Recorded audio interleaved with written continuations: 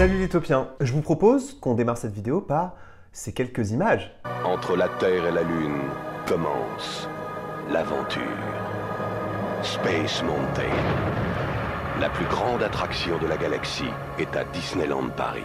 Alors aujourd'hui, c'est une vidéo un peu spéciale parce que c'est l'une des toutes premières fois que sur ma chaîne, je vais traiter entièrement de Space Mountain, mais plus particulièrement Space Mountain à Disneyland Paris. J'ai déjà bien sûr abordé la thématique de Space Mountain, d'abord sur ma chaîne précédente. Ici même, j'avais fait une série de vidéos sur les montagnes Disney et bien sûr, Space Mountain est une montagne emblématique des parcs Disney. Mais je n'avais jamais traité le cas de Disneyland Paris et encore moins de la rumeur dont on va parler aujourd'hui, mais qui s'intensifie alors que pourtant elle existe et ce depuis des années. Space Mountain, une nouvelle mission, ou alors le retour de la première mission de la Terre à la Lune. Pourquoi je n'ai jamais traité ce sujet sur ma chaîne? Parce que Space Mountain, c'est l'attraction beaucoup trop emblématique, c'est l'attraction qui cristallise beaucoup trop les passions. C'est d'abord un produit d'appel, connu de tous, y compris de ceux qui ne sont pas fans Disney.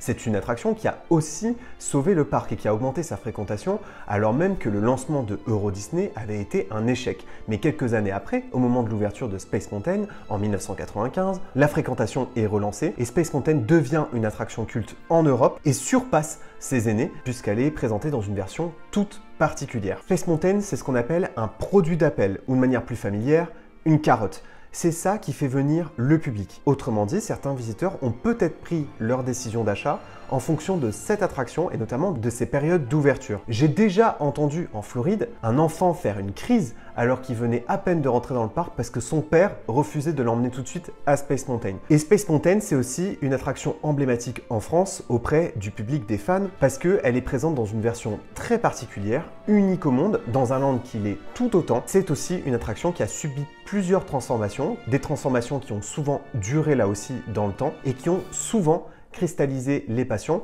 rendant culte les premières versions de l'attraction. Et ce qui est fou, c'est que dans la communauté Disney aujourd'hui, il y a des fans qui détestent cette attraction, en tout cas dans la version proposée actuellement. C'est une attraction qui donc déchaîne les passions. Et avant même de remonter le fil de cette rumeur et de revenir un peu sur l'histoire de Space Mountain, et pourquoi c'est aussi un sujet délicat à traiter sur ma chaîne, parce que il m'est arrivé à plusieurs reprises de dire ce que je pensais, et ce n'est pas du tout par provocation, c'est la réalité. Mais en fait, j'ai toujours préféré la version actuelle à la version précédente, c'est-à-dire à Mission 2. Bien entendu, la première version est complètement à part, même si, bien entendu, il est temps de désormais tirer un trait sur Hyperspace Mountain. Space Mountain à Disneyland Paris, c'est la seule version de cette attraction qui est tirée d'un roman de Jules Verne, publié en 1865, le fameux De la Terre à la Lune. Par ailleurs, et vous le savez, Space Mountain est aussi une attraction qui se situe non pas à Tomorrowland, mais dans une version alternative de Tomorrowland qui s'appelle Discoveryland, qui est lui-même basé sur plusieurs univers de Jules Verne. Et dès le départ,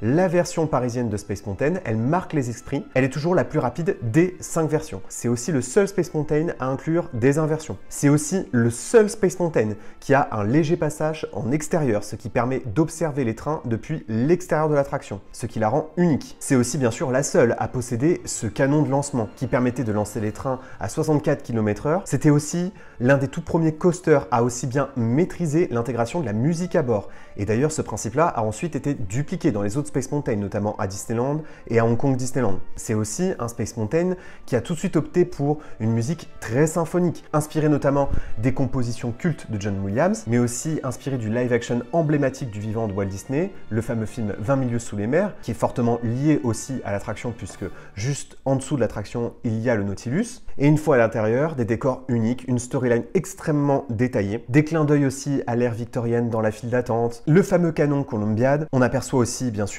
la Lune, inspirée du film de Georges Méliès, sorti en 1902, des astéroïdes, et puis pour conclure le parcours, le fameux Electro Day Velocitor. Comme je vous le disais, en 1995, quand cette attraction ouvre, c'est une période de crise pour la Walt Disney Company, et notamment pour Disneyland Paris. Disneyland Paris va subir une sorte de restructuration aussi dans ces périodes-là. Et bien, grâce à Space Mountain, la fréquentation est dopée. Cette publicité emblématique sur nos VHS, bref, Space Mountain devient tout de suite culte. Mais à partir de 2004, une décision est prise, c'est celle de fermer le Visionarium, qui est une des attractions historiques de Discoveryland, pour la remplacer par Buzz Lightyear Laser Blast, une réhabilitation d'ampleur et surtout un signal fort envoyé au public, l'utilisation de licences emblématiques, puisque Toy Story était la licence emblématique du moment. C'est donc désormais la porte ouverte à toutes les modifications dans Discoveryland qui petit à petit abandonne son univers d'origine pour laisser place aux univers Disney les plus emblématiques. Tout le monde dit que le massacre de Space Mountain, c'est Hyper Space Mountain.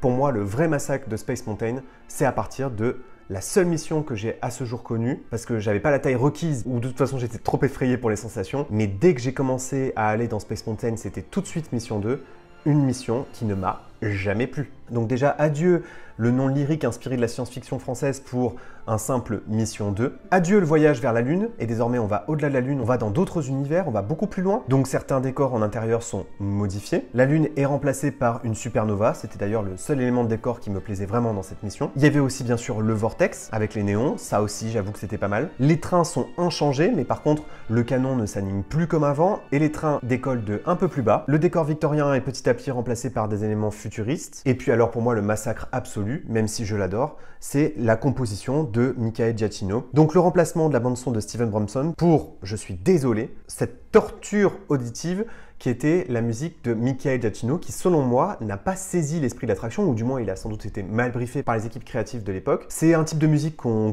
peut retrouver d'ailleurs dans les autres Space Mountain, parce qu'il est lui-même le compositeur des autres Space Mountain, notamment celui de Disneyland et de Hong Kong Disneyland, mais je suis désolé, c'est tout de suite très kitsch, et là en fait on retourne pour moi plutôt dans l'univers de Tomorrowland. J'ai même trouvé que petit à petit l'attraction devenait dangereuse, les trains secouaient beaucoup, ça faisait mal à la tête en sortant, c'était très compliqué aussi d'apprécier le ride, et alors en plus avec cette bouillie absolument kitsch qui fonctionnait très mal, hein, l'audio fonctionnait aussi très mal dans les trains, bah, ça donnait un ressenti sur Space Mountain qui était très spécial, enfin qui moi m'a beaucoup déçu. C'était pas une attraction vers laquelle j'allais et qui me fascinait, parce que c'était plutôt une souffrance auditive et physique que d'entrer dans l'attraction. Et puis l'attraction, elle a fermé début 2017, et donc là pour moi ça a été une occasion de lui donner une seconde chance. C'est Hyper Space Mountain qui réouvre pour le 25e anniversaire de Disneyland Paris, donc bien sûr c'est l'incohérence ultime, on est encore plus loin de l'univers de Jules Verne, on n'est absolument plus dans la storyline globale de Discoveryland, là c'est complètement assumé. On est aussi, il ne faut pas l'oublier, à l'époque, en pleine Star Wars mania. The Force Awakens vient de sortir, c'est le plus grand carton de tous les temps pour un Star Wars au cinéma. Les visiteurs découvrent que la file d'attente a été légèrement modifiée pour célébrer cet univers Star Wars. C'est des toutes petites modifications qui ne changent pas l'apparence de la file, parce qu'en fait on remarque tout de suite en entrant dans l'attraction que c'est temporaire. Et moi, à l'époque, quand j'ai découvert Hyper Space Mountain, je pensais que ça durerait même pas 2 ans. Je croyais vraiment que c'était temporaire, et peut-être que ça aurait dû l'être, et que Disneyland Paris aurait dû de temps en temps revenir à Mission 2, un peu comme c'est le cas d'ailleurs en Californie, qui switch souvent entre Hyper Space Mountain et Space Mountain. Et puis on se retrouve en plein cœur d'une mission au-dessus de la planète de Jakku. Jakku, cette planète qu'on aperçoit dans le premier Star Wars de la nouvelle trilogie, donc The Force Awakens. Sur ces planètes, il y a plein de carcasses de vaisseaux, il semble y avoir eu une énorme bataille dans le ciel de Jakku, ou en tout cas au-dessus de la planète. Et en fait, c'est cette bataille-là qu'on vit, conduite par le général Akbar. Ce qu'on découvre aussi en arrivant sur le quai, c'est ces nouveaux trains, qui sont pas du tout thématisés sur l'univers d'Hyper Space Mountain, qui reprennent là plutôt le thème de la première version de Space Mountain, de la Terre à la Lune. Donc ces trains bleus et dorés, vraiment dans le style et dans l'intention première du land. Et puis une fois à bord, c'est le retour d'une musique symphonique, celle de John Williams. Pour moi, la musique symphonique, c'est la musique par excellence du space opéra, des films de science-fiction. Et puis dans mes oreilles, un audio qui fonctionne beaucoup mieux. Et puis le seul coaster Star Wars, avec bien sûr le Hyper Space Mountain de Californie, mais que j'ai fait, mais qui était nul. Et donc la possibilité de se plonger, même si c'est surtout dans le noir, dans l'univers de Star Wars, dans un coaster. Vous verrez, et je suis prêt à prendre les paris, comme à l'époque où le coaster Indiana Jones était à l'envers.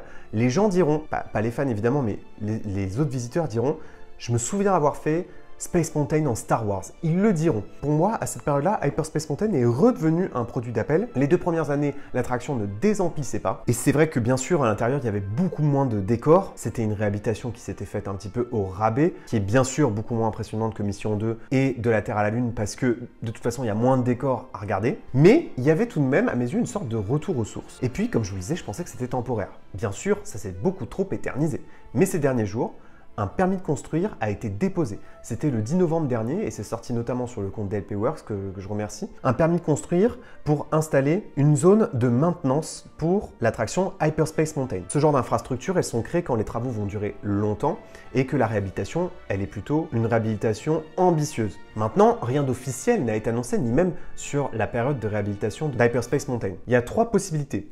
Soit c'est une rénovation de longue durée parce que l'attraction est devenue un peu vétuste et que de toute façon elle a besoin d'une rénovation d'ampleur et donc elle va réouvrir dans sa version Hyperspace Mountain mais en bon état. Ça a été le cas récemment avec la réouverture de Small World. La deuxième possibilité, et c'est celle qui fait le plus rêver les fans Disney, c'est le retour de la première mission, de la Terre à la Lune. Est-ce que sur un produit aussi emblématique que Space Mountain, qui tous les 10 ans propose une sorte de nouveauté, va revenir en arrière et proposer quelque chose qui a déjà existé dans le passé?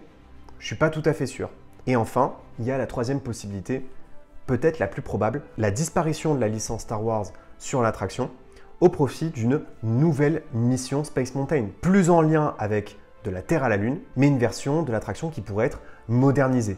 Et c'est bien sûr cette solution-là qui me semble la plus logique et qui fait le plus rêver. Logique parce qu'il faut proposer de la nouveauté sur Space Mountain, car comme je vous le disais, tous les 10 ans, elle propose une nouveauté majeure. 95 ouverture, 10 ans plus tard, en 2005, Mission 2, et un peu plus de 10 ans plus tard, grosse réhabilitation, Hyperspace Mountain. Il vaudrait mieux proposer une nouvelle mission pour les 10 ans à venir, pour marquer la génération suivante de visiteurs. Et puis surtout pour continuer à faire de Space Mountain un produit d'appel. Mission 2 et Hyperspace Mountain étaient présentés comme de nouvelles attractions. La nostalgie, le retour de spectacles emblématiques peut bien sûr fonctionner sur les fans et sur le public. On le voit avec le retour du spectacle Disney Dreams, mais ce qu'on remarque surtout, c'est que ce qui attire le public, c'est la nouveauté. Et en même temps, Disneyland Paris, n'ayant pas de nouvelles attractions à proposer dans son parc principal, n'a selon moi pas d'autre choix que d'utiliser ces attractions emblématiques pour les repimper et en refaire des nouveautés jusqu'à ce que peut-être un jour le parc puisse s'étendre pour de bon. Je le dis à chaque fois, mais alors là j'ai vraiment hâte pour le coup de lire vos avis sur cette rumeur, sur ces réhabilitations, sur ce que vous pensez de l'histoire de Space Mountain, de ces missions, quelle est la mission qui vous a fait le plus rêver. De toute évidence, quand je vais vérifier l'âge des personnes qui me regardent sur YouTube, on est évidemment tous, la plupart d'entre nous, des visiteurs qui avons connu Mission 2 en premier, et puis qui avons connu Hyperspace Mountain. Les passeports annuels les plus jeunes d'entre vous ont surtout connu Hyperspace Mountain, mais en réalité, ces deux groupes vivent dans la nostalgie de la Terre à la Lune, qui n'ont pas forcément connu. Et ça, c'est ce qui me fascine aussi, parce que, pour le coup, moi, bien sûr, je vis dans la nostalgie de la publicité que je voyais dans la VHS, mais pour autant, je ne serais pas pour un retour de cette mission-là, ou du moins que pour des événements spéciaux comme par exemple les soirées pass annuelles. En réalité, j'attendrai une nouveauté dans cette attraction, avec notamment une sorte d'avancée technologique qui serait présentée dans le cadre du coaster. Surtout pas ce qu'ils ont fait bien sûr à Flight Force, mais on pourrait imaginer des avancées comme celles qu'ils ont réussi à faire dans le coaster Cosmic Rewind. Et en même temps, ça doit être un casse-tête terrible pour les Imagineers d'envisager de toucher cet emblème, parce que bien sûr, une réhabilitation de cette ampleur va entraîner une longue fermeture de plusieurs mois, et donc derrière, c'est prendre le risque de faire chuter la fréquentation et de décevoir le public au moment de la réouverture, comme ça avait été aussi un peu le cas au moment de l'ouverture de Hyperspace Mountain, même si bien sûr c'est surtout les fans qui avaient été déçus à l'époque. Bref, j'ai adoré faire cette vidéo et j'ai très hâte de lire vos avis. D'ici que Space Mountain propose une nouvelle mission, n'oubliez pas que vos rêves sont éternels. Bye!